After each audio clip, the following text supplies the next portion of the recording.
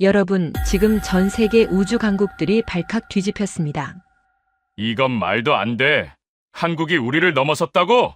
모스크바 우주국 상황실, 평양 노동당 작전실, 그리고 베이징 군사위원회까지 5일 간격으로 발사된 두 발의 로켓이 전 세계 군사 균형을 뒤흔들어 놓았습니다. 누리호 4호와 아리랑 7호. 겉으로는 평범한 과학 위성 발사처럼 보였습니다. 하지만 러시아 국방부는 긴급 회의를 소집했고 북한은 모든 군사 시설의 위장막을 교체하기 시작했습니다. 도대체 이 두 발사체에 무엇이 숨겨져 있길래 30년간 우주를 지배해온 강대국들이 이토록 당황하는 걸까요? 지금부터 그 충격적인 5일간의 기록, 그리고 한국이 숨겨온 기술의 실체에 대해 낱낱이 밝혀드리겠습니다. 시작에 앞서 좋아요와 구독 눌러주시면 한국의 더 많은 이야기를 소개하는 데에 큰 힘이 됩니다. 안녕하세요. 저는 빅터 노비코프입니다. 러시아 우주국에서 20년 넘게 위성 추적 업무를 담당해온 사람이지요. 그날 아침 모스크바 외곽에 있는 우주국 추적센터는 평소와 다름없이 고요했습니다. 11월 27일 새벽 한국에서 누리호라는 발사체가 올라간다는 통보를 받았지요. 사실 별로 신경 쓰지 않았습니다. 한국의 우주기술이라면 아직 우리에게 한참 뒤처져 있다고 생각했거든요. 제 책상 위 모니터 세대에는 실시간으로 전 세계 위성 궤도가 표시되고 있었어요. 30년 가까이 이 일을 해오면서 수백 번도 넘게 각국의 발사체를 추적해왔지요. 미국 것도 봤고 중국 것도 봤습니다. 하지만 그날 제가 목격한 장면은 지금까지와는 완전히 달랐어요. 한국 시간으로 새벽 1시 정각, 누리호가 발사대를 떠났습니다. 초반에는 평범해 보였지요. 1단 분리, 2단 점화, 페어링 분리까지 교과서대로 진행되더군요. 그런데 위성 분리 단계에 접어들면서 이상한 점을 발견했습니다. 궤도 진입 정확도가 믿을 수 없을 만큼 높았던 겁니다. 우리 소유주 로켓도 오차 범위가 킬로미터 단위로 발생하는데 누리호는 거의 미터 단위로 정확하게 목표 지점에 안착하더군요. 처음엔 제 계산이 틀렸다고 생각했습니다. 다시 확인하고 또 확인했지요. 하지만 결과는 같았어요. 옆자리 동료에게 데이터를 보여줬더니 그 친구도 놀란 표정을 지었습니다. 20년 경력의 베테랑인데도 이런 정밀도는 처음 본다고 하더군요. 더 충격적인 건 그 다음이었습니다. 발사 후 궤도 안정화 시간이 우리 예상보다 훨씬 짧았어요. 보통 위성이 정상 작동하려면 최소 72시간은 걸립니다. 각종 시스템 점검하고 태양 전지판 펼치고 자세 제어하는데 시간이 필요하거든요. 그런데 누리호가 올린 위성은 불과 18시간 만에 모든 준비를 끝냈습니다. 센터장이 급히 소집한 회의에 참석했지요. 회의실에 모인 전문가들 모두 같은 의문을 품고 있었어요. 한국이 도대체 어떤 기술을 개발한 걸까요? 센터장이 자료를 펼쳐 보이며 설명했습니다.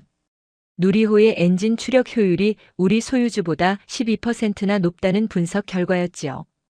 연료 소비도 적으면서 더 강한 힘을 낸다는 얘기였습니다. 한 선임 연구원이 조용히 말했어요. 이건 한국이 완전히 독자적인 엔진 기술을 확보했다는 뜻이라고요. 회의실이 숙연해졌습니다. 우리가 30년 넘게 지켜온 기술적 우위가 흔들리는 순간이었거든요. 그날 오후 국방부에서 파견 나온 관계자가 우리 센터를 방문했습니다. 그는 한국의 로켓 기술 수준을 재평가하라고 지시했지요. 특히 군사적 활용 가능성을 중점적으로 분석하라고 했습니다. 저는 그날 밤 늦게까지 자료를 검토했어요. 한국이 지난 10년간 축적해온 기술 발전 과정을 하나하나 들여다봤지요. 놀라운 사실을 발견했습니다. 한국은 누구의 도움도 받지 않고 순수하게 자기 힘으로 이 기술을 만들어냈더군요. 엔진 설계부터 연료 제어 시스템, 궤도 계산 프로그램까지 모든 게 한국 연구진의 손에서 나온 겁니다. 다른 나라 기술을 베끼거나 훔친 게 아니었어요. 처음부터 끝까지 스스로 개발한 기술이었지요. 그 순간 제 가슴이 뜨거워지는 걸 느꼈습니다. 기술자로서 순수한 감동이었어요. 정치적 입장을 떠나서 한 나라가 이렇게 짧은 시간에 이만큼 성장했다는 사실 자체가 경이로웠거든요. 다음 날 아침 센터장이 전 직원을 모아놓고 발표했습니다. 앞으로 한국을 우주강국 목록에 정식으로 포함시키기로 했다고요. 그동안은 신흥 우주국가 정도로 분류했었는데 이제는 우리와 동급으로 인정해야 한다는 결정이었지요. 하지만 진짜 충격은 5일 뒤에 기다리고 있었습니다. 12월 2일 한국이 아리랑 7호라는 정찰 위성을 발사한다는 소식을 들었어요. 이번에는 더 주의 깊게 모니터링하기로 했지요. 그 무렵 북한에서도 비슷한 일이 벌어지고 있었다는 사실을 나중에 알게 됐습니다. 우리 정보부서를 통해 입수한 자료를 보고 깜짝 놀랐지요. 북한은 그해 여름에 만리향성호라는 정찰 위성을 발사한 상태였어요. 세 번째 시도 끝에 겨우 궤도에 올린 위성이었습니다. 평양 당국은 이 위성으로 남측 군사시설을 감시할 수 있다고 대대적으로 선전했었지요. 그런데 한국의 누리호 발사 직후 평양의 분위기가 급변했다고 합니다. 북측 기술진들이 한국 위성의 궤도 데이터를 분석하던 중 충격적인 사실을 발견했던 거예요. 자기네 만리향성호보다 훨씬 높은 고도에서 훨씬 정밀한 궤도로 운용되고 있더라는 겁니다. 위성 기술에서 궤도 정밀도는 곧 성능을 의미하지요. 같은 카메라를 실었다 해도 궤도가 불안정하면 선명한 사진을 찍을 수 없거든요. 북측 위성은 궤도가 들쭉날쭉했어요. 처음 계획했던 경로에서 계속 벗어나고 있었습니다. 반면 한국 위성은 오차가 거의 없었지요. 마치 레일 위를 달리는 기차처럼 정확한 경로를 유지하고 있었습니다. 이 차이가 무엇을 의미하는지 북측 전문가들도 잘 알고 있었을 겁니다. 더 큰 문제는 12월 2일에 발사된 아리랑 7호였어요. 이 위성의 존재는 북한에게 엄청난 위협이었습니다. 우리 러시아 정보기관을 통해 입수한 자료에 따르면 평양은 발사 직후부터 모든 군사시설의 위장막을 교체하기 시작했다고 하더군요. 위장막 교체는 엄청난 작업입니다. 수백 개 시설의 외관을 하루아침에 바꿔야 하는 일이거든요. 그만큼 급박했다는 뜻이지요. 기존 위성 사진과 다르게 보이도록 만들려는 필사적인 노력이었습니다.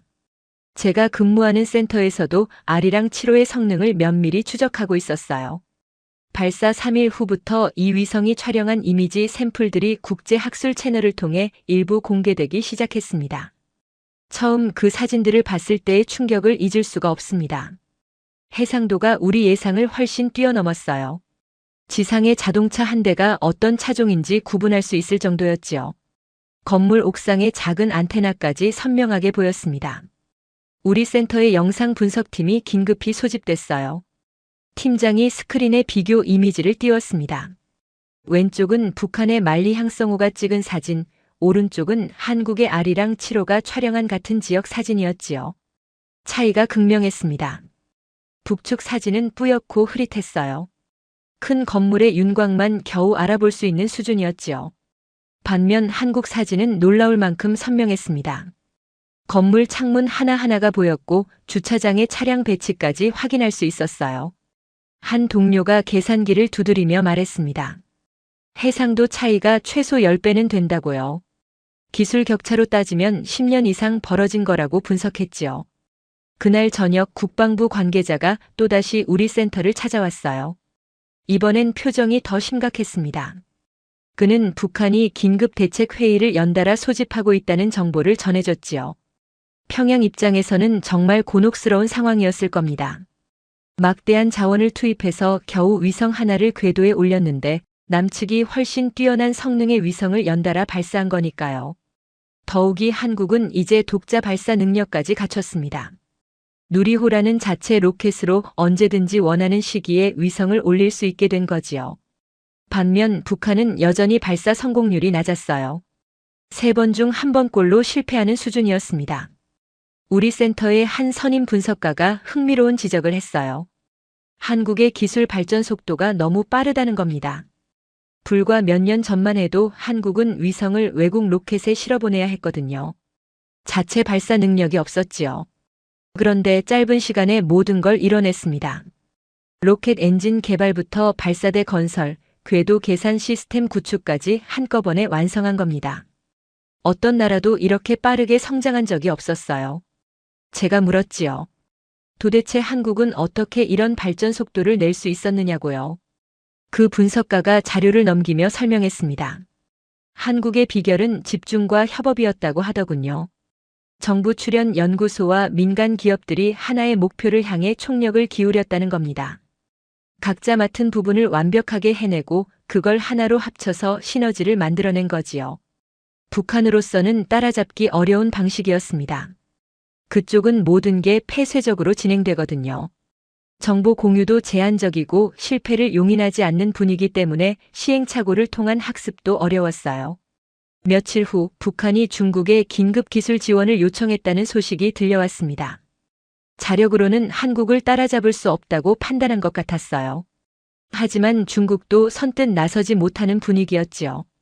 왜냐하면 중국 역시 한국의 빠른 성장을 예의주시하고 있었거든요. 자칫하면 북한에 제공한 기술이 한국과의 격차를 좁히는 데 쓰이기보다는 그냥 낭비될 가능성이 높다고 본 겁니다. 그 무렵 제 책상에는 한국 우주개발 관련 보고서들이 쌓여갔어요. 상부에서 계속 자료를 요구했기 때문이지요. 저는 밤늦게까지 그 자료들을 검토하며 감탄하곤 했습니다. 한국이라는 나라는 정말 놀라운 저력을 가지고 있더군요. 한국 전쟁 이후 폐허에서 시작해서 경제 강국이 됐고 이제는 우주 기술까지 확보한 겁니다. 어떤 분야든 목표를 정하면 반드시 이뤄내는 추진력이 있었어요. 반면 북한은 시간이 갈수록 뒤처지고 있었습니다. 기술 격차가 벌어지는 속도를 따라잡지 못했지요. 만리 향성호 하나로는 한국의 연속적인 위성 발사를 감당할 수 없었어요.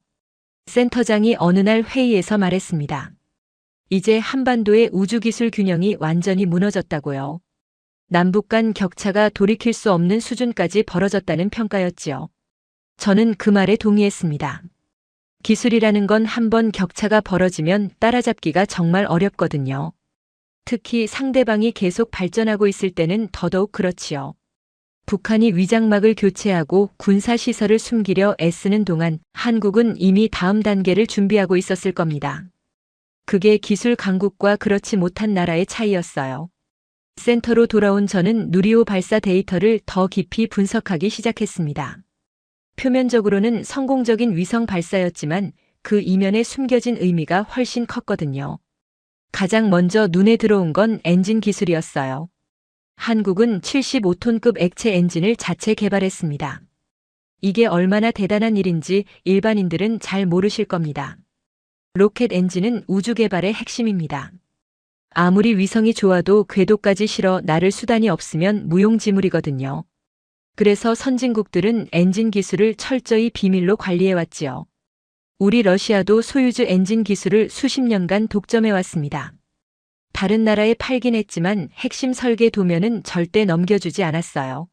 미국, 유럽, 중국, 일본 정도만이 독자 엔진을 보유하고 있었지요. 그런데 한국이 그 대열에 합류한 겁니다.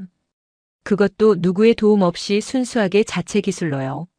제가 엔진 연소 데이터를 분석하면서 놀란 점이 여럿 있었습니다. 첫째는 연소 안정성이었어요. 로켓 엔진은 초당 수백 리터의 연료를 태우면서 어마어마한 힘을 만들어냅니다. 이 과정에서 연소실 내부 압력이 요동치면 엔진이 폭발할 수 있지요. 그런데 누리호 엔진은 처음부터 끝까지 연소가 매끄러웠습니다. 압력 변동이 거의 없었어요.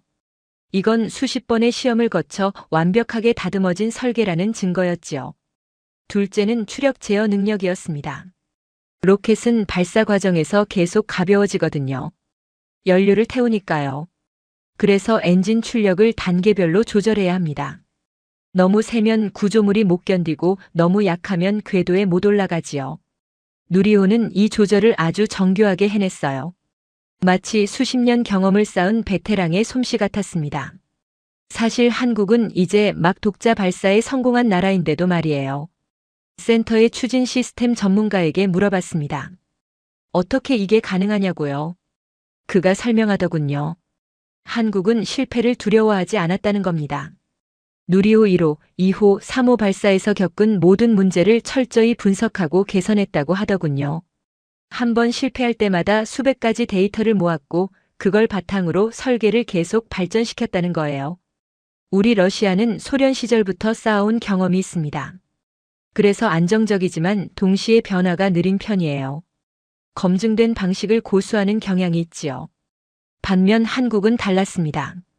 새로운 시도를 계속했어요. 실패하면 그 원인을 밝혀내고 다시 도전했지요. 이런 자세가 빠른 발전을 가능하게 한 겁니다. 제가 특히 감명받은 건 발사 준비 시간이었어요. 보통 로켓 발사는 준비에 몇 달이 걸립니다. 발사대로 이동시키고 각종 시스템을 점검하고 연료를 주입하는 과정이 복잡하거든요. 그런데 누리호는 준비 시간이 상당히 짧았습니다. 효율적인 발사 운용 시스템을 구축했다는 뜻이지요. 이건 군사적으로도 중요한 의미가 있어요. 급하게 위성을 올려야 하는 상황이 생길 수 있거든요. 재난 감시나 긴급 정찰이 필요할 때 말이에요. 그럴 때 빠르게 대응할 수 있는 능력은 국가 안보에 직결됩니다. 며칠 후 우리 센터에 흥미로운 정보가 들어왔어요. 한국이 발사 비용을 대폭 절감했다는 내용이었습니다. 기존의 외국 로켓을 이용할 때보다 3분의 1 수준으로 낮췄다고 하더군요. 이게 무슨 뜻인지 아십니까? 경제성을 확보했다는 겁니다. 우주 개발은 돈이 많이 드는 사업이에요. 그래서 대부분 국가가 예산 부담 때문에 포기하거든요. 그런데 한국은 비용을 낮추면서도 성능을 높였습니다. 이제 상업적으로도 충분히 경쟁력이 있다는 뜻이지요. 다른 나라 위성을 대신 쏴주는 발사 서비스 시장에도 진출할 수 있게 된 겁니다. 센터장이 저를 불러서 특별 과제를 줬어요. 한국의 우주 산업 로드맵을 분석하라는 거였습니다. 앞으로 어떤 계획을 가지고 있는지 파악해야 한다고 하더군요. 자료를 모으면서 놀랐습니다. 한국은 이미 다음 단계를 준비하고 있었어요. 더 큰 로켓 개발 계획이 진행 중이었고 달 탐사 프로젝트도 추진하고 있었지요. 특히 달 착륙선 계획이 인상적이었습니다. 한국은 2030년대 초반까지 달에 탐사선을 보내겠다는 목표를 세웠어요. 처음엔 야심찬 계획이라고 생각했지요. 하지만 누리호의 성공을 보고 나니 생각이 바뀌었습니다. 한국이라면 충분히 해낼 수 있겠더군요. 그들이 보여준 기술력과 추진력이라면 말이에요. 제 동료 중 하나가 흥미로운 비교를 했습니다. 한국의 우주 개발 역사를 다른 나라들과 나란히 놓고 보니 발전 속도가 가장 빠르다는 거예요. 미국은 50년 걸려서 이룬 것을 한국은 20년 만에 달성했습니다. 물론 후발주자의 이점도 있었겠지요. 선진국들이 이미 깔아놓은 기술적 토대 위에서 시작할 수 있었으니까요. 하지만 그것만으로는 설명이 안 됩니다. 기술을 배우는 것과 자기 것으로 만드는 건 완전히 다른 문제거든요. 한국은 단순히 베끼지 않았어요. 이해하고 개선하고 발전시켰지요. 저는 보고서를 작성하면서 결론을 내렸습니다. 누리호의 성공은 단순한 위성 발사가 아니라 한국이 우주 강국 대열에 진입했다는 선언이었다고요. 이제 세계는 7개의 우주 강국을 인정해야 합니다. 미국, 러시아, 중국, 유럽, 일본, 인도, 그리고 한국. 이 나라들만이 독자적으로 위성을 쏘아 올릴 수 있는 능력을 갖췄어요. 그리고 그 중에서도 한국은 가장 빠르게 성장하고 있었습니다. 기술적 완성도도 높았지요. 이건 앞으로 우주 개발 역사에서 중요한 전환점으로 기록될 겁니다. 센터를 나서며 밤하늘을 올려다봤어요. 저 위 어딘가에 한국이 쏘아 올린 위성들이 돌고 있었지요. 불과 몇 년 전만 해도 상상하기 어려웠던 일이었습니다. 12월 2일이 되자 우리 센터는 또다시 긴장 상태에 들어갔습니다. 한국이 두 번째 발사를 예고했거든요. 이번엔 아리랑 7호라는 정찰 위성이었어요. 정찰 위성은 일반 과학 위성과는 차원이 다릅니다. 군사적 목적으로 설계되기 때문에 각국이 가장 민감하게 반응하는 분야지요. 특히 해상도가 핵심입니다. 얼마나 선명하게 지상을 볼 수 있느냐가 곧 국가 안보와 직결되거든요. 미국의 키올 시리즈나 우리 러시아의 코스모스 시리즈 같은 정찰 위성들은 최고 기밀로 분류돼 있어요. 발사 당일 저는 평소보다 일찍 센터에 도착했습니다. 이번에는 처음부터 끝까지 모든 데이터를 놓치지 않으려고 했지요. 다른 동료들도 마찬가지였어요. 한국 시간으로 새벽 2시 아리랑 7호를 실은 로켓이 발사됐습니다. 이번에는 누리호가 아니라 외국 발사체를 이용했더군요. 비용과 일정을 고려한 선택인 것 같았어요. 발사 자체는 순조로웠습니다. 문제는 위성이 궤도에 안착한 다음부터였지요.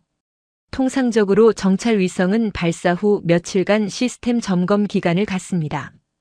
카메라 렌즈를 조정하고 태양 전지판 각도를 맞추고 자세 제어 장치를 미세 조정하는 시간이 필요하거든요. 그런데 아리랑 7호는 놀랍게도 24시간 만에 첫 영상을 전송하기 시작했습니다. 우리 예상보다 훨씬 빨랐어요. 이것만으로도 한국 기술진의 준비가 얼마나 철저했는지 알 수 있었지요. 며칠 후 국제학술 교류 채널을 통해 샘플 이미지 몇 장이 공개됐습니다. 물론 군사적으로 민감하지 않은 지역의 사진들이었어요. 하지만 그것만으로도 우리는 충분히 놀랄 수밖에 없었습니다. 해상도가 상상을 초월했거든요. 센터의 영상 분석실에 모인 전문가들이 화면을 보며 입을 다물지 못했어요. 한 장의 사진에서 건물 지붕의 환기구 개수까지 셀 수 있었습니다. 주차장에 세워진 차량들의 색깔은 물론이고 차종까지 구분이 가능했지요. 영상 분석 팀장이 자를 대고 픽셀을 세기 시작했어요. 계산 결과 해상도는 약 0.3m 수준으로 추정됐습니다. 지상의 30cm 크기 물체를 식별할 수 있다는 뜻이지요. 이건 정말 경이로운 수준이었습니다. 우리 러시아의 최신 정찰 위성도 0.5m 정도거든요. 한국이 우리보다 더 선명한 위성을 만든 겁니다.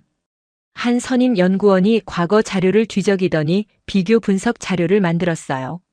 지난 10년간 각국이 발사한 정찰 위성들의 해상도를 표로 정리한 거였지요.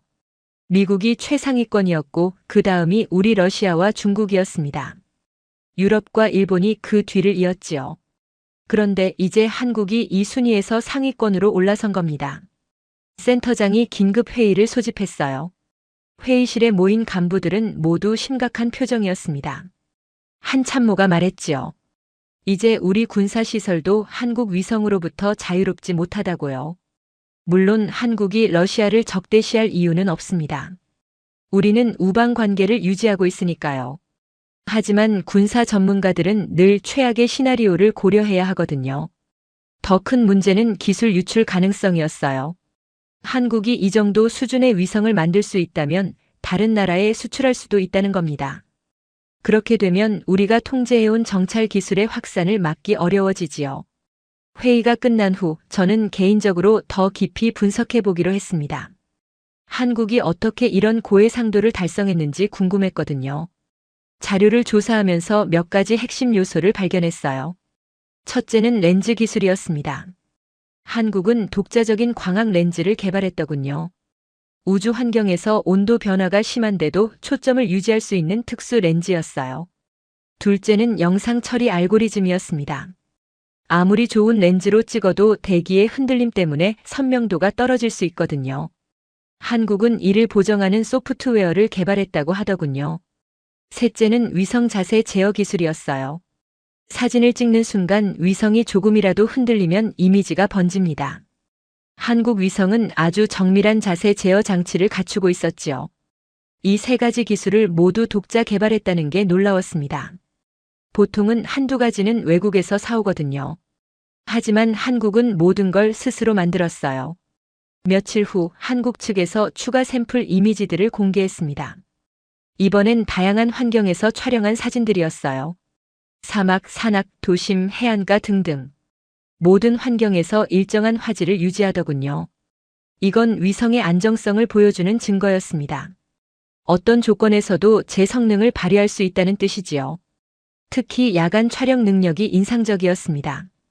적외선 센서를 이용한 야간 이미지도 공개됐는데 낮에 찍은 것만큼이나 선명했어요. 24시간 감시가 가능하다는 의미였지요. 우리 센터의 한 전문가가 계산을 해봤습니다. 아리랑 7호의 궤도 주기상 한반도를 하루에 여러 번 지나간다고 하더군요. 그때마다 고해상도 사진을 찍을 수 있으니 실시간에 가까운 감시가 가능한 겁니다. 이건 군사적으로 엄청난 이점이에요. 적의 움직임을 시간대별로 추적할 수 있으니까요. 변화를 감지하고 대응하는 데 결정적인 정보가 되지요. 센터장이 상부에 보고서를 올렸습니다. 한국의 우주 감시 능력을 재평가해야 한다는 내용이었어요. 더 이상 신흥 국가가 아니라 선진 기술 보유국으로 인정해야 한다고 건의했지요. 저는 그 보고서 작성에 참여하면서 한 가지 확신을 갖게 됐습니다. 한국은 이제 우주 분야에서 우리와 대등한 파트너가 됐다는 것입니다. 기술적으로 뒤처진 나라가 아니에요. 어떤 면에서는 우리를 앞서고 있었습니다. 이건 인정할 수밖에 없는 현실이었지요. 아리랑 7호의 성능이 알려지면서 우리 센터 분위기가 묘하게 바뀌었습니다. 처음엔 놀라움이었다가 점차 위기감으로 변해갔어요. 국방부에서 파견 나온 장성이 센터를 방문했습니다. 그는 우리에게 직접적으로 물었지요. 한국 위성이 우리 군사시설을 촬영할 수 있느냐고요. 대답은 명확했습니다. 가능하다고요. 기술적으로 아무런 장벽이 없었습니다. 다만 한국이 그럴 의도가 있느냐가 문제일 뿐이지요. 장성은 심각한 표정으로 고개를 끄덕였어요. 그리고는 우리에게 특별 임무를 부여했습니다. 한국 위성의 궤도를 정밀 추적하고 우리 시설 상공을 지날 때마다 보고하라는 거였지요. 솔직히 기분이 묘했습니다. 예전에는 우리가 다른 나라 위성을 감시하는 입장이었거든요. 그런데 이제는 우리가 감시당하는 처지가 된 겁니다. 더욱이 한국은 동맹도 아니고 적도 아닌 애매한 위치였어요.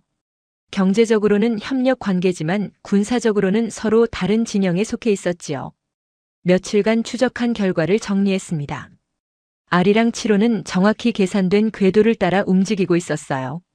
한반도를 중심으로 동아시아 전역을 커버하는 경로였지요. 우리 시베리아 군사시설도 그 범위에 포함됐습니다. 특히 블라디보스토크 인근 해군 기지와 극동 지역 공군 기지가 정기적으로 촬영 범위에 들어왔어요. 한 분석관이 흥미로운 지적을 했습니다. 한국 위성의 촬영 패턴을 보면 특정 지역에 집중하지 않는다고요. 골고루 촬영하고 있다는 겁니다. 이건 한국이 특정 국가를 겨냥한 게 아니라 지역 전체를 모니터링하고 있다는 뜻이었어요. 과학적 목적이나 재난 감시 같은 민간 활용 가능성도 있었지요. 하지만 군 당국은 안심할 수 없었습니다. 민간 목적으로 쓰든 군사 목적으로 쓰든 일단 촬영 능력 자체가 있다는 게 문제였거든요. 센터장이 모스크바 본부와 화상 회의를 했습니다.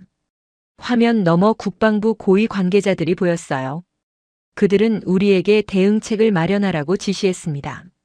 첫 번째 대응책은 위장 강화였어요. 중요 시설에 더 정교한 위장막을 설치하고 가짜 시설물도 배치하기로 했지요. 위성이 찍어도 진짜와 가짜를 구분하기 어렵게 만드는 겁니다. 두 번째는 전자전 대응이었습니다. 필요하면 위성 신호를 교란할 수 있는 장비를 배치하는 거예요. 물론 평시에 사용할 순 없지만 위기 상황에 대비한 준비였지요. 하지만 근본적인 해결책은 아니었습니다. 한국의 기술력 자체를 막을 수는 없었으니까요. 오히려 우리가 뒤처지고 있다는 사실만 확인하게 됐어요. 그 무렵 우주국 내부에서 흥미로운 논의가 시작됐습니다. 한국과 기술 협력을 추진하자는 의견이 나온 거예요. 처음에는 황당하게 들렸습니다. 우리가 왜 한국한테 배워야 하냐는 반발도 있었지요. 하지만 냉정하게 따져보니 일리가 있었어요. 한국의 발사 비용이 우리보다 훨씬 저렴했거든요. 게다가 성공률도 높았습니다. 만약 우리가 한국 발사 서비스를 이용한다면 예산을 크게 절감할 수 있었어요. 상업 위성 분야에서는 이미 그런 움직임이 있었습니다. 러시아 민간 기업들이 한국 발사체 이용을 검토하기 시작했다고 하더군요. 군사 분야는 달랐지만요. 국가 안보와 관련된 위성을 외국 로켓에 실을 수는 없었습니다. 하지만 기술 교류나 공동 개발은 가능했지요. 우주국장이 한국항공우주연구원에 비공식 접촉을 시도했다는 소문이 돌았어요. 구체적인 내용은 기밀이었지만 협력 가능성을 타진한 것 같았습니다. 저는 개인적으로 이런 변화가 긍정적이라고 생각했어요. 경쟁만 하는 것보다 협력하는 게 양국 모두에게 이익이거든요. 한국은 우리의 오랜 경험과 인프라를 배울 수 있고 우리는 한국의 최신 기술과 효율성을 얻을 수 있지요. 서로 윈윈할 수 있는 구조였습니다. 하지만 정치적인 장벽이 있었어요. 러시아와 한국은 군사동맹 관계가 아니었고 미국이라는 변수도 있었지요. 한국이 미국의 눈치를 보지 않을 수 없는 상황이었습니다. 그럼에도 불구하고 민간 차원의 교류는 점점 활발해졌어요. 학술 교류, 기술 세미나 공동 연구 프로젝트 같은 것들이 하나둘 생겨났습니다. 저도 그런 행사에 몇 번 참석했어요. 한국 연구자들을 직접 만나보니 인상적이었습니다. 젊고 열정적이었고 최신 기술에 대한 이해도가 높았지요. 특히 소프트웨어 분야에서 한국이 앞서 있다는 걸 느꼈습니다. 인공지능을 활용한 영상 분석, 자동 궤도 계산, 실시간 데이터 처리 같은 부분에서요. 우리는 하드웨어에 강하지만 소프트웨어는 상대적으로 약한 편이었어요. 반면 한국은 그 반대였지요. 두 나라가 합치면 정말 강력한 시너지가 날 수 있겠다는 생각이 들었습니다. 센터로 돌아와서 동료들에게 이런 이야기를 했더니 다들 공감하더군요. 경쟁 상대로만 볼 게 아니라 협력 파트너로 봐야 한다고 말이에요. 물론 쉬운 일은 아니었습니다. 수십 년간 쌓인 냉전 사고방식이 하루아침에 바뀔 순 없었으니까요. 하지만 변화는 이미 시작됐어요. 한국이 보여준 기술력은 우리에게 자극이 됐습니다. 안주하면 안 되겠다는 위기의식을 심어줬지요. 동시에 새로운 가능성도 열어줬어요. 한국의 연속 발사 성공 이후 북한의 움직임이 더욱 주목받기 시작했습니다. 우리 정보망을 통해 들어오는 소식들은 평양의 당황스러운 상황을 여실히 보여줬어요. 북한은 만리 항성호 발사에 엄청난 자원을 투입했었습니다. 3번의 실패 끝에 겨우 성공했지만 위성 자체의 성능은 기대에 못 미쳤지요. 더 큰 문제는 지속 가능성이었어요. 북한은 추가 위성을 발사할 여력이 부족했습니다. 경제 상황도 어려웠고 기술적 한계도 명확했지요. 반면 한국은 계속 발사할 수 있는 능력을 확보했어요. 누리호라는 독자 발사체가 있었고 예산도 충분했습니다. 격차는 시간이 갈수록 더 벌어질 수밖에 없었지요. 우리 센터의 북한 전문가가 분석 자료를 내놨습니다. 북한이 한국을 따라잡으려면 최소 15년은 걸릴 거라는 내용이었어요. 그것도 순조롭게 진행됐을 때 얘기였지요. 문제는 북한에게 15년을 기다릴 여유가 없다는 점이었습니다. 그 사이 한국은 훨씬 더 앞서 나갈 테니까요.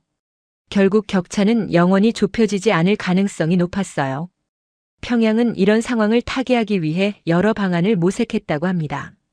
가장 먼저 시도한 건 중국에 대한 지원 요청이었어요. 하지만 중국의 반응은 미온적이었습니다. 북한의 첨단 기술을 넘겨줘봤자 제대로 활용할 능력이 없다고 판단한 거지요. 게다가 국제사회의 제재도 고려해야 했습니다. 러시아에도 손을 내밀었다는 소식이 들렸어요. 우리 우주국에도 북한 측 접촉이 있었다고 하더군요. 하지만 공식적으로는 아무런 협력도 이루어지지 않았습니다. 북한이 처한 딜레마는 명확했어요. 기술이 필요한데 돈이 없고 외부 지원을 받고 싶은데 제재 때문에 어렵고 독자 개발하려 해도 기반이 부족한 상황이었지요. 한 정보 분석관이 흥미로운 보고서를 작성했습니다. 북한의 우주 개발 전략이 근본적으로 잘못됐다는 내용이었어요. 북한은 단기간에 가시적 성과를 내는 데만 집중했다는 겁니다. 기초 기술을 탄탄히 다지는 대신 당장 위성 하나 올리는데 모든 자원을 쏟아부었지요. 반면 한국은 정반대였어요. 10년 넘게 기초 연구에 투자하고 실패를 반복하면서 기술을 축적했습니다. 겉으로 드러나는 성과는 늦었지만 토대는 탄탄했지요. 그 차이가 지금 결과로 나타난 겁니다. 북한은 위성 하나 겨우 올렸는데 한국은 연속으로 성공시키고 있었어요. 기반이 다르니 결과도 달랐던 거지요. 제가 북한 문제를 깊이 들여다본 건 단순한 호기심 때문만은 아니었습니다. 우리 러시아도 비슷한 함정에 빠질 수 있다는 위기감 때문이었어요. 소련 시절의 영광에 안주하면 안 되겠다는 생각이 들었지요. 한국처럼 끊임없이 혁신하지 않으면 우리도 뒤처질 수 있었습니다. 센터 동료들과 이런 이야기를 나눴더니 다들 공감하더군요. 특히 젊은 연구원들이 더 절실하게 느끼고 있었어요. 한 후배가 말했습니다. 한국을 보면서 자극을 많이 받는다고요. 저렇게 열심히 하는데 우리가 가만히 있을 수 없다고 하더군요. 저는 그 말이 맞다고 생각했어요. 한국의 성공이 우리에게 경고이자 동시에 기회라는 걸 깨달았지요. 북한으로 다시 돌아가면 그들이 선택할 수 있는 길은 사실상 하나뿐이었습니다. 현실을 인정하고 격차를 받아들이는 것이었어요. 하지만 평양 당국이 그렇게 하기는 어려워 보였습니다. 체제 선전 때문에라도 한국에 뒤졌다는 걸 인정할 수 없었거든요. 그래서 계속 무리한 시도를 할 가능성이 높았어요. 성공 확률이 낮은데도 발사를 강행하고 실패하면 그 책임을 엉뚱한 곳에 돌리는 악순환이 반복될 것 같았지요. 우리 센터의 예측으로는 북한이 앞으로 23년 내에 추가 위성 발사를 시도할 거라고 봤습니다. 하지만 성공 가능성은 50%도 안 된다고 분석했어요. 설령 성공한다 해도 한국과의 격차는 좁혀지지 않을 겁니다. 한국은 그 사이 더 발전해 있을 테니까요. 이런 상황을 지켜보면서 기술의 중요성을 새삼 느꼈습니다. 기술은 하루아침에 생기는 게 아니에요. 오랜 투자와 노력이 필요하지요. 북한은 그 과정을 건너뛰려 했고 그 대가를 치르고 있었습니다. 반면 한국은 정도를 걸었고 그 결실을 맺고 있었어요. 아리랑 7호가 궤도에 안착하고 얼마 지나지 않아 한국 우주기술의 진짜 가치가 드러나기 시작했습니다. 단순히 위성 하나 잘 만들었다는 차원을 넘어서는 의미였어요. 가장 먼저 눈에 띈 건 기술 독립의 가치였습니다.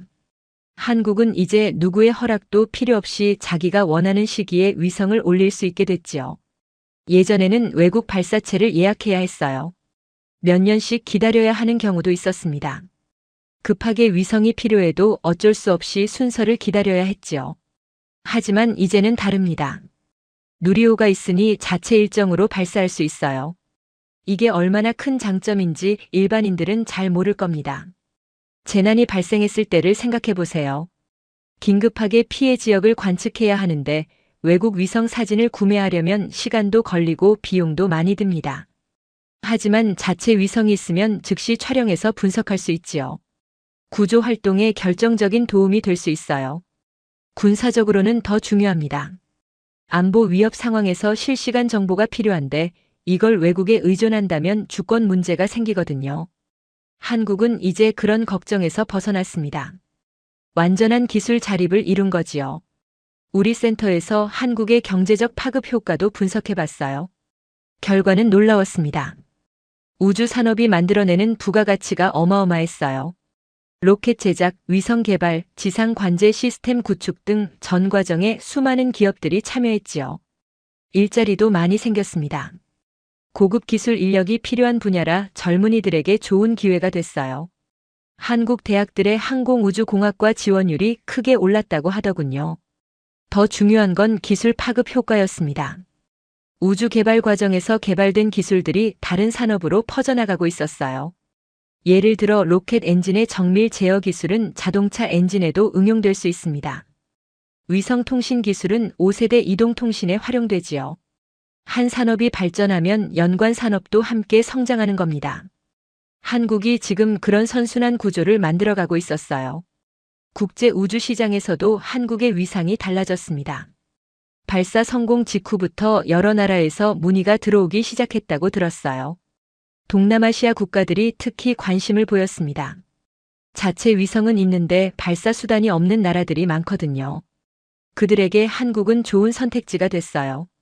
미국이나 유럽보다 지리적으로 가깝고 비용도 저렴하고 기술 수준도 검증됐으니까요. 벌써 몇몇 나라가 한국과 발사 계약을 논의하기 시작했다고 합니다. 이건 단순히 돈을 버는 문제가 아니에요. 국제적 영향력 확대로 이어지는 일이지요. 우주 기술로 외교력을 키우는 겁니다.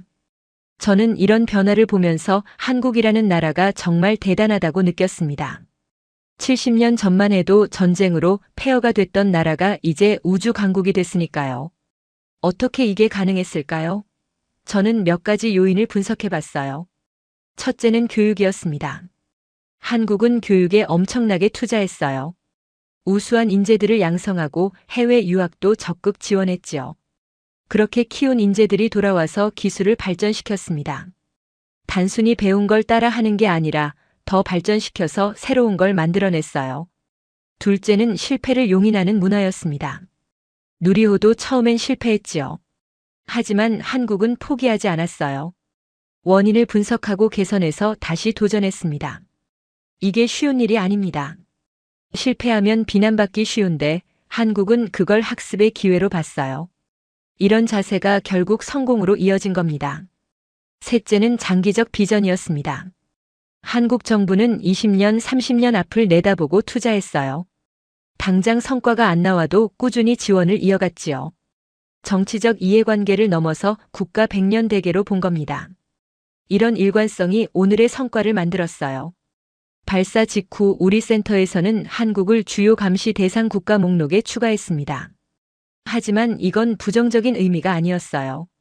오히려 동등한 경쟁자로 인정한다는 뜻이었지요. 센터장이 회의에서 말했습니다. 이제 한국은 우리와 같은 수준의 기술력을 보유했다고요. 협력 방안을 모색해야 한다고 했어요. 저도 그 의견에 동의했습니다. 경쟁만 하는 것보다 협력하는 게 양국 모두에게 이익이거든요. 한국은 우리의 오랜 경험과 인프라를 배울 수 있고 우리는 한국의 최신 기술과 효율성을 얻을 수 있지요. 서로 윈윈할 수 있는 구조였습니다. 실제로 비공식 채널을 통해 접촉이 시작됐다는 소문이 돌았어요. 학술 교류부터 시작해서 점차 기술 협력으로 확대할 계획이라고 하더군요. 제가 특히 인상 깊었던 건 한국 연구진의 자세였습니다. 성공했다고 교만하지 않더군요. 오히려 더 겸손하게 다음 목표를 향해 나아가고 있었어요. 이미 더 큰 로켓 개발 계획이 진행 중이었고 달 탐사 프로젝트도 추진되고 있었습니다. 여기서 멈추지 않고 계속 발전하려는 의지가 보였지요. 우리 센터의 한 선임 연구원이 말했어요. 한국의 진짜 무서운 점은 속도라고요. 다른 나라들이 수십 년 걸린 걸 절반 시간에 이뤄낸다고 했습니다. 그 말이 맞았어요. 한국의 발전 속도는 정말 놀라웠습니다. 그리고 그 속도가 앞으로도 계속될 것 같았지요. 저는 보고서를 작성하면서 결론을 내렸습니다. 한국의 성공은 우연이 아니라 필연이었다고요. 체계적인 준비와 끈질긴 노력이 만든 결과였다고 말이에요. 발사 성공 소식이 전 세계로 퍼져나간 뒤 우리 센터에는 연일 문의가 쏟아졌습니다. 각국 정보기관과 우주 관련 기관들이 한국의 기술 수준을 파악하려고 애쓰고 있었어요. 저는 그때부터 한국 관련 보고서 작성에 매달렸습니다. 상부에서 계속 자료를 요구했거든요. 누리호의 기술적 세부 사항, 아리랑 7호의 성능 분석, 한국의 향후 계획까지 모든 걸 조사해야 했지요. 작업을 하면서 느낀 건 한국이 정말 치밀하게 준비해왔다는 점이었습니다. 하나하나 뜯어보면 모든 게 계산되어 있었어요. 즉흥적인 게 하나도 없었지요. 센터장이 저를 불러서 특별한 임무를 줬어요. 한국의 우주개발 로드맵을 10년 단위로 예측해보라는 거였습니다. 앞으로 한국이 어떤 성과를 낼지 미리 파악해야 한다는 거였지요. 자료를 모으고 분석하는 데 며칠이 걸렸습니다. 결론은 명확했어요. 한국은 앞으로 더 빠르게 발전할 겁니다. 이미 다음 단계 계획들이 구체적으로 잡혀 있었거든요. 더 큰 추력의 로켓 개발, 달 착륙 탐사선 프로젝트, 심우주 탐사 계획까지 로드맵이 상세하게 마련돼 있었어요. 특히 달 탐사 계획이 인상적이었습니다. 2030년대 초반까지 달에 착륙선을 보내겠다는 목표였지요. 처음엔 야심찬 계획이라고 생각했어요. 하지만 누리호의 성공을 보고 나니 생각이 바뀌었습니다. 한국이라면 충분히 해낼 수 있겠더군요. 그들이 보여준 기술력과 추진력이라면 말이에요. 우리 러시아도 가만히 있을 수 없게 됐습니다. 한국의 성공에 자극받아 우주국 내부에서 새로운 프로젝트들이 논의되기 시작했어요. 경쟁이 선의의 발전으로 이어지는 겁니다. 국방부에서는 다른 각도로 접근하고 있었어요. 한국과의 군사기술 협력 가능성을 타진하기 시작한 겁니다. 물론 정치적인 장벽이 있었지요. 한국은 미국과 동맹 관계고 우리는 다른 진영이니까요. 하지만 우주기술만큼은 초정치적으로 접근할 수 있다는 의견이 나왔습니다. 실제로 국제우주정거장 프로젝트처럼 정치적 차이를 넘어선 협력 사례들이 있었거든요. 한국과도 그런 방식이 가능하다고 본 거지요. 제 개인적으로는 한국 연구진들과 직접 교류할 기회가 생기길 바랐습니다. 전문가로서 그들에게서 배울 게 많다고 생각했거든요. 특히 소프트웨어 분야에서 한국이 앞서 있다는 걸 알고 있었어요. 인공지능을 활용한 영상 분석, 자동 궤도 계산, 실시간 데이터 처리 같은 부분에서요. 우리는 하드웨어에 강하지만 소프트웨어는 상대적으로 약한 편이었습니다. 반면 한국은 그 반대였지요. 두 나라가 협력하면 정말 강력한 시너지가 날 수 있을 거예요. 센터 동료들과 이런 이야기를 나누면서 공감대가 형성됐습니다. 한국을 적대시할 게 아니라 파트너로 봐야 한다는 인식이 퍼져나갔어요. 한 후배가 제게 물었습니다. 한국이 앞으로 얼마나 더 발전할 수 있을 것 같냐고요. 저는 솔직하게 답했어요. 한계를 예측하기 어렵다고요. 한국은 계속 우리의 예상을 뛰어넘었거든요. 이번 발사 성공도 우리가 생각했던 것보다 훨씬 완성도가 높았습니다. 다음엔 또 어떤 놀라움을 보여줄지 기대가 되더군요. 보고서를 마무리하면서 저는 한 가지 확신을 갖게 됐습니다. 세계 우주 개발의 판도가 바뀌고 있다는 것이었어요. 예전에는 미국, 러시아, 유럽이 주도했습니다. 그 뒤를 중국, 일본, 인도가 따라갔지요. 이제 한국이 그 대열에 합류했어요. 그것도 단순히 끼어든 게 아니라 상위권으로 진입한 겁니다. 기술력으로 보면 이미 일본과 인도를 넘어섰다고 평가할 수 있었어요. 앞으로 10년 후를 상상해 봤습니다. 한국은 아마 달 착륙에 성공해 있을 거예요. 자체 우주정거장 건설도 시작했을지 모르지요. 더 먼 미래에는 화성 탐사에도 참여할 겁니다. 한국의 기술력이라면 충분히 가능한 일이에요. 제가 이렇게 확신하는 이유는 단순히 기술 수준 때문만이 아닙니다. 한국 사람들의 열정과 집념을 봤기 때문이에요. 그들은 불가능해 보이는 목표도 반드시 이뤄내더군요. 실패해도 포기하지 않고 다시 도전했습니다. 이런 정신이 있는 한 한국의 발전은 멈추지 않을 거예요. 센터를 나서며 밤하늘을 올려다봤습니다. 저 위 어딘가에 한국이 쏘아 올린 위성들이 돌고 있었어요. 불과 보름 전만 해도 상상하기 어려웠던 광경이었지요. 이제 우리는 한국을 새로운 눈으로 봐야 합니다. 더 이상 기술을 받는 나라가 아니에요. 오히려 우리에게 영감을 주는 나라가 됐지요. 러시아 전문가로서 그리고 한 사람의 우주 개발 종사자로서 저는 한국의 성공을 진심으로 축하합니다.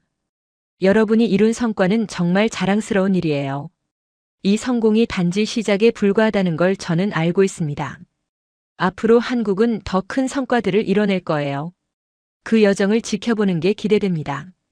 동료 전문가로서 한 가지 부탁드리고 싶은 게 있습니다.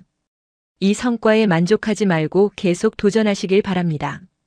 한국의 우주 개발이 인류의 미래에 큰 기여를 할 거라 믿어요.